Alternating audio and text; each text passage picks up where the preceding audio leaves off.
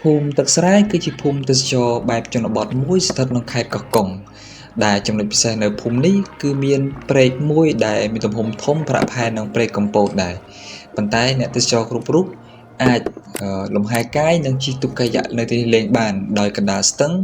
មានសភាពរាក់អាចឲ្យអ្នកទេសចរចុះហើយនឹងហែលលេងកម្សាន្តជាមួយនឹងទេសភាពដ៏ស្រស់ត្រកាល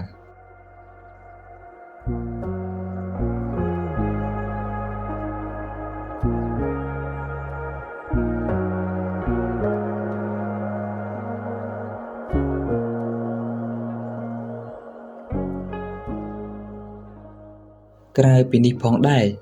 អំឡុងពេលមកទស្សនានៅតំបន់ភូមិទឹកស្រែនេះភ្ញៀវទេសចរគ្រប់រូបមានជម្រើសច្រើនក្នុងការជ្រើសរើសមធ្យោបាយស្នាក់នៅរបស់ខ្លួនដោយអ្នកទេសចរនីមួយៗអាចជ្រើសរើសការស្នាក់នៅដោយបោះតង់ផ្ទាល់ខ្លួនឬក៏ជួលបន្ទប់ព្រមទាំងជួលបឹងកាឡូដែលមានស្រាប់ក្នុងតំបន់នេះចំណែកតម្លៃវិញតាមខ្ញុំមើលជាក់ស្ដែងគឺមិនសូវខុសគ្នាពីតំបន់ទេសចរផ្សេងៗទៀតឡើយដូច្នេះអ្នកទាំងអស់គ្នាអាចមានជម្រើសច្រើនក្នុងការជ្រើសរើសការស្នាក់នៅរបស់ខ្លួនទៅតាមមធ្យោបាយឬក៏ចំណង់ចំណូលចិត្តរបស់ខ្លួននីមួយៗ